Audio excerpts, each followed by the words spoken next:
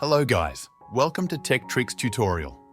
In today's video, I will show you how to use Discord for beginners in 2024.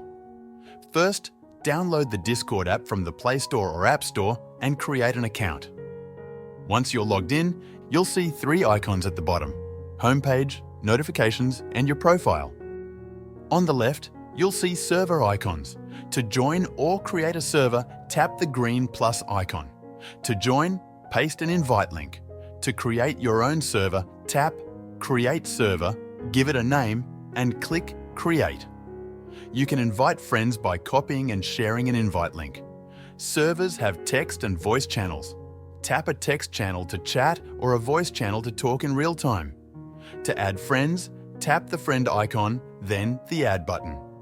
Enter their username and unique tag, which includes a hashtag and 4 numbers, like user #1234. That's all you need to know to get started. Thanks for watching this tutorial.